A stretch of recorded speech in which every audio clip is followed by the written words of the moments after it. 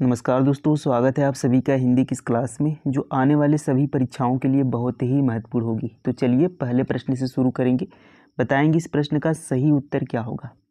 प्रश्न है कि प वर्ग का उच्चारण स्थान क्या है। तो प वर्ग का हमें उच्चारण स्थान बताना है। मूर्धन्य, तालु, नासिक या फिर ओष्ठ से। तो सही उत्तर हो जाएगा दोस्तों, प वर्ग का उच्चारण स्थान ओष्ठ से होता है। ऑप्शन नंबर डी सही उत्तर हो जाएगा। तो प वर्ग में कौन कौन से वर्ड आते हैं? प, फ, ब, भ, म। देखिए चलिए, और सभी का एग्जाम में पूछा जाता है तो उन सभी को देख लेते हैं। तो टोटल बात करें स्पर्श व्यंजन की, तो टोटल 25 स्पर्श व्यंजन होते हैं, जिसमें क वर्ग के सभी आएंगे। क, ख, ग, घ और अंग। इसी प्रकार दोस्तों च, छ, ज, झ और ई। देखिए यहाँ पर ये झ है, च, छ, ज, झ और ई। अब इसी तरीके से ट वर्ग के सभी आएंगे। ट, ठ, ड, ढ, अड़ तक। उसी तरीके से त वर्ग के सभी आएंगे। त, थ, द, ध, न तक। और उसी प्रकार से प वर्ग के सभी आएंगे। प, फ, ब, भ, म तक। तो हर एक वर्ग में 5 व्यंजन होंगे, तो टोटल 25 व्यंजन होंगे। तो 25 स्पर्श व्यंजन हमारे होते हैं। अब देखिए इनका उच्चारण स्थान पूछा जाता है। जैसे प का हमसे पूछ लिया गया, तो प, फ, ब, भ, म, यानी इस वर्ग में जो सभी वर्ड होंगे उनका उच्चारण स्थान किससे होगा? ओष्ठ से होगा। तो और सभी का हम कैसे याद रखेंगे दोस्तों? तो यहाँ पर हम थोड़ा ट्रिक लगाएंगे ताकि हमें लंबे समय तक ये याद रहे। देखिए कैसे। तो यहाँ पर अगर हम बात करें क, तो क से क्या होगा? क से कंठ, ऐसे हमें याद रखना है। क से क वर्ग और क से कंठ। उसी तरीके से ध्यान रखेंगे च से। च से क्या है? च से ध्यान रखेंगे तालु। च वर्ग के सभी तालु में आएंगे। तो कैसे रिलेट करेंगे? देखिए च से चालू, और चालू को हम रिलेट करेंगे तालु से। च से चालू और चालू को हमने रिलेट किया तालु से। तो एक बार आप इसको सोचेंगे तो आपको यहाँ पर याद हो जाएगा ये। अब ट देखिए ऐसे हमारा मुड़ा हुआ है। ट इस तरीके से मुड़ा हुआ है, तो इसको हम रिलेट करेंगे मूर्धन्य से। मूर्धा या मूर्धन्य। तो ट वर्ग में जो सभी वर्ण आए उनका उच्चारण स्थान क्या होगा? मूर्धन्य से। अब देखिए त, थ, द, ध, न, तो इसका उच्चारण स्थान होता है दंत। तो देखिए द किस वर्ग में आता है? त वर्ग में आएगा। न किस वर्ग में आता है? त वर्ग में आएगा। और त किस वर्ग में आएगा?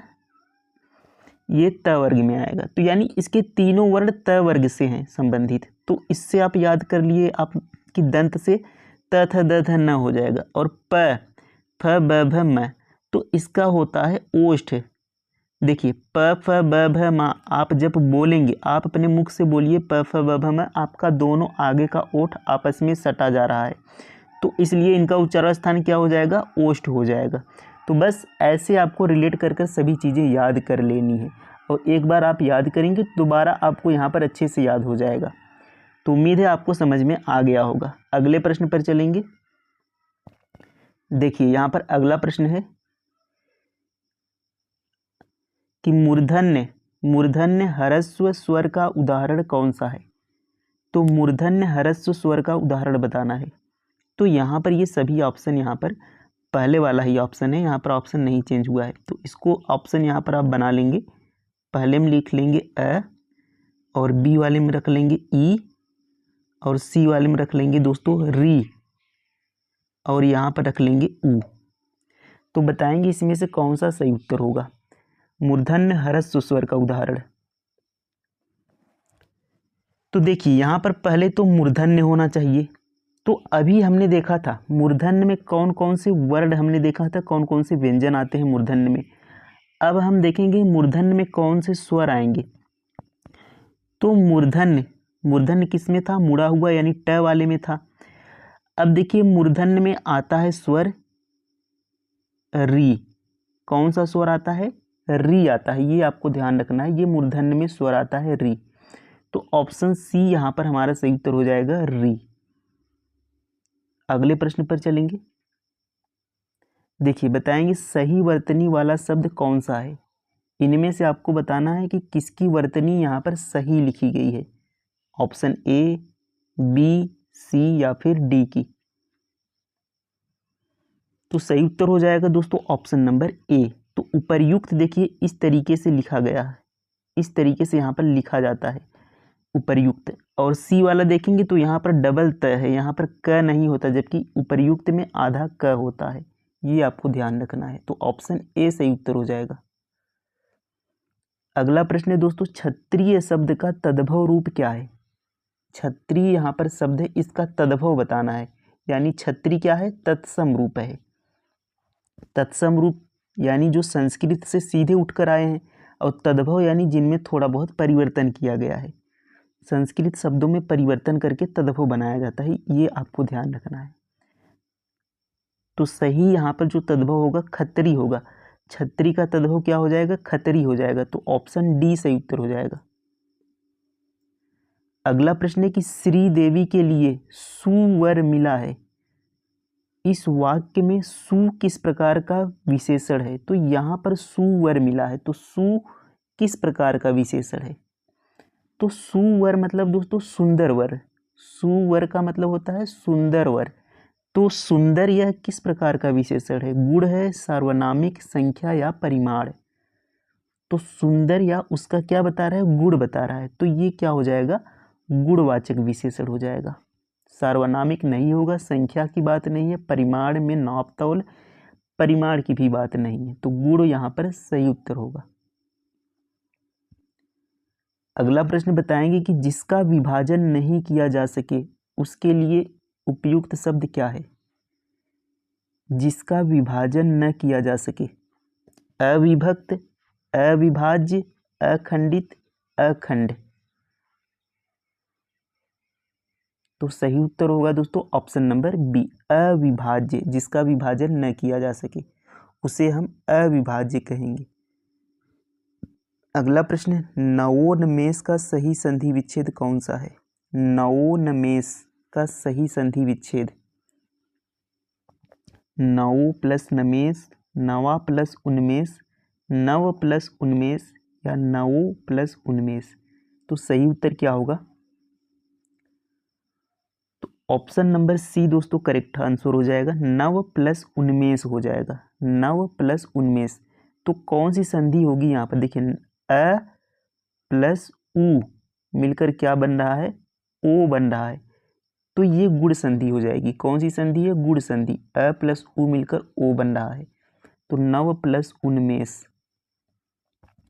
अगला प्रश्न है, निम्न में किरण का पर्यायवाची नहीं है, तो इनमें से आपको बताना है कि कौन सा किरण का पर्यायवाची नहीं है। रश्मि, प्रभा, अंशु या फिर रोश। तो रश्मि भी दोस्तों किरण का पर्यायवाची होता है, प्रभा भी होता है, अंशु भी किरण का पर्यायवाची है, लेकिन रोश किरण का पर्यायवाची नहीं होता। तो डी यहाँ पर सही उत्तर हो जाएगा। देखिए अगला प्रश्न है, इनमें से शुद्ध शब्द कौन सा है? तो शुद्ध शब्द बताना है। तो कवित्री लिखा गया है, तो किस तरीके से यहाँ पर शुद्ध लिखा गया है, किसमें? सही उत्तर होगा दोस्तों ऑप्शन नंबर डी, कवइत्री। तो इस तरीके से लिखा जाता है, क व और य पे छोटी ई की मात्रा और त्र पे बड़ी ई की मात्रा होती है, कवइत्री। इस तरीके से लिखा जाता है। देखिए अगला प्रश्न देखेंगे कि अग्र का विलोम क्या है? अग्र का विलोम पश्च हो जाएगा, तेज हो जाएगा, उग्र हो जाएगा या फिर आगे। तो अग्र का मतलब ही होता है आगे, तो इसका विलोम यानी उल्टा हो जाएगा पश्च। तो option number A correct answer हो जाएगा, पश्च। अगला प्रश्न, लता मंगेशकर गाती है, इस वाक्य में क्रिया किस काल का बोध करा रही है? तो लता मंगेशकर गाती है, सामान्य भविष्यत, सामान्य भूत, अपूर्ण वर्तमान या फिर सामान्य वर्तमान।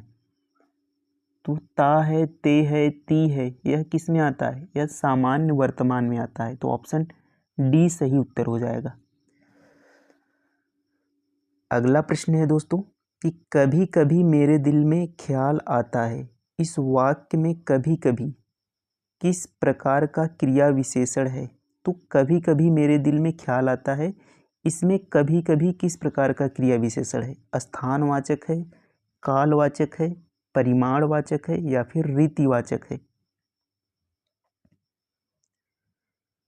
तो कभी कभी यानी किसकी बात कर रहा है, समय की बात कर रहा है कभी कभी, तो यह क्या हो जाएगा, कालवाचक हो जाएगा। जहाँ पर समय की बात हो वहाँ पर कालवाचक हो जाएगा। स्थान की बात हो स्थानवाचक, नाप तौल परिमाण की बात हो जाएगा। रीति तरीके की बात हो, किस तरीके से, तो वहाँ पर रीतिवाचक हो जाएगा। अगला प्रश्न, इनमें से कौन सा शब्द कनक का अर्थ नहीं है। तो कनक शब्द का अर्थ कौन सा इसमें से नहीं है, छल, खजूर, सोना, धतूरा। तो सही उत्तर हो जाएगा दोस्तों ऑप्शन नंबर ए, छल। देखिए कनक का अर्थ खजूर भी होता है, सोना भी होता है, धतूरा भी होता है, लेकिन छल कनक का अर्थ नहीं होता है, ध्यान रखेंगे। पूछा, ये सभी प्रश्न एग्जाम में पूछे गए प्रश्न हैं। अगला प्रश्न है, इनमें स्त्रीलिंग शब्द कौन सा है। तो इनमें से बताना है कि कौन सा शब्द स्त्रीलिंग है। प्राणायाम, परंपरा, संस्कार, प्रयोग। तो स्त्रीलिंग शब्द इसमें से बताना है। तो उसके संस्कार अच्छे हैं, प्रयोग किया, परंपरा चली आ रही है, परंपरा चली आ रही है, यानी ये क्या हो गया हमारा स्त्रीलिंग, ऑप्शन नंबर बी, परंपरा चली। तो जब भी आपको स्त्रीलिंग पुल्लिंग मिले तो आपने अब तक जो भी शब्द सुने हैं, जो भी चीज़ें सुनी हैं, उसके हिसाब से आपको इनका वाक्य में प्रयोग बनाना है। जैसे उसका संस्कार, प्रयोग किया जा रहा है, परंपरा चली आ रही है, तो इस तरीके से। तो इनमें स्त्रीलिंग क्या हो जाएगा, ऑप्शन नंबर बी, परंपरा। अगला प्रश्न है, शिष्टता शब्द में कौन सा प्रत्यय है। शिष्टता में कौन सा प्रत्यय है। तो प्रत्यय देखिए, प से प्रत्यय, प से पीछे, ऐसे आपको रिलेट करना है। तो प्रत्यय मूल शब्द के पीछे लगता है तो उपसर्ग आगे लगेगा। तो प से प्रत्यय, प से पीछे, तो हमसे प्रत्यय पूछा यानी पीछे लगेगा। तो शिष्ट और प्लस ता, तो शिष्टता, ता इसमें हो जाएगा ऑप्शन नंबर बी, यहाँ पर सही उत्तर हो जाएगा। शिष्टता में ता प्रत्यय लगा है। अगला प्रश्न है, मैं विदेश नहीं जाऊंगा, यह किस प्रकार का वाक्य है। मैं विदेश नहीं जाऊंगा प्रश्नवाचक है, निषेधवाचक है, विधानवाचक है या फिर संकेतवाचक है। तो सही उत्तर हो जाएगा दोस्तों ऑप्शन नंबर बी, निषेधवाचक। देखिए जहां भी चीजें नकारात्मक हो, मना की जाए, नहीं लगा है, तो ये क्या हो जाएगा, निषेध, यानी मना किया जा रहा है, नकारात्मक है, तो निषेधवाचक हो जाएगा।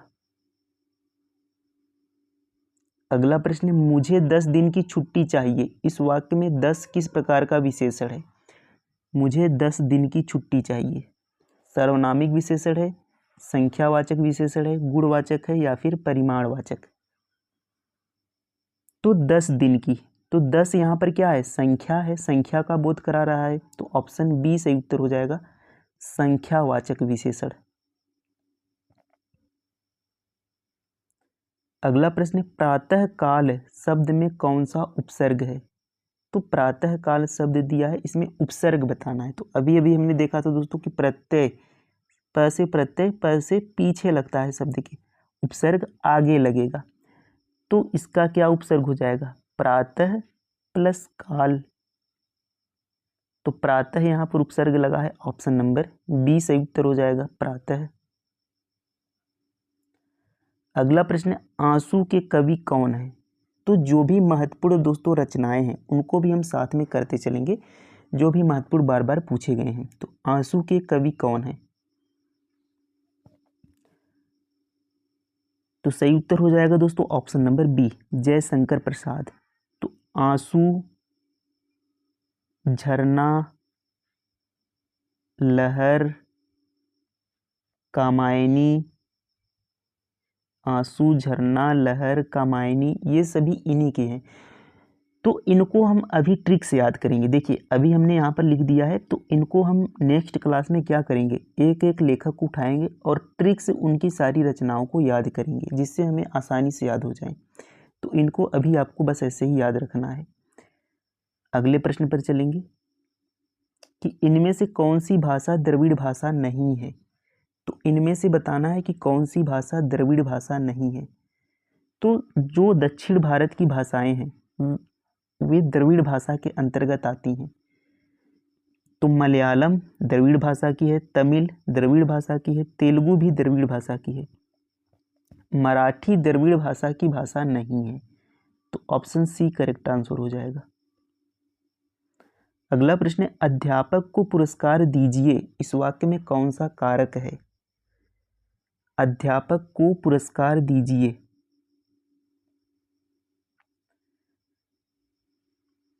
संबोधन कारक, अधिकरण कारक, संबंध कारक या फिर कर्म कारक।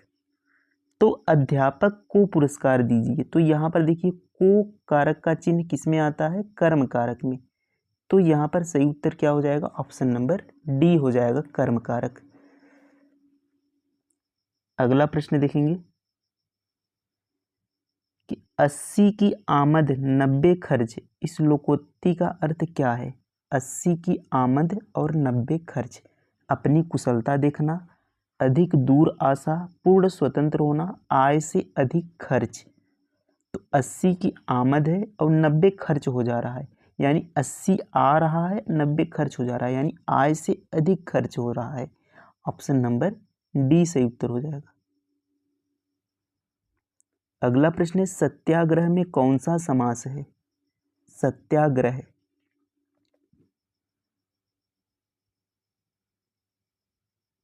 तो क्या हो जाएगा इसमें दोस्तों, सत्य के लिए आग्रह, यानी ऑप्शन नंबर बी तत्पुरुष समास हो जाएगा। क्या हो जाएगा, तत्पुरुष समास। अगला प्रश्न देखेंगे, मुझे साल भर वेतन नहीं मिला, किस प्रकार की क्रिया विशेषण का प्रयोग हुआ है।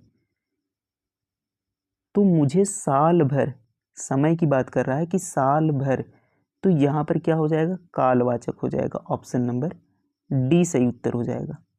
तो ये दोस्तों हमारे टोटल प्रश्न थे। क्लास कैसी लगी कमेंट में ज़रूर बताएंगे। मिलते हैं अगली क्लास में। थैंक यू, धन्यवाद, जय हिंद। और यदि आपका कोई सुझाव हो क्लास को लेकर तो कमेंट में ज़रूर बताएं किस तरीके से क्लास हो।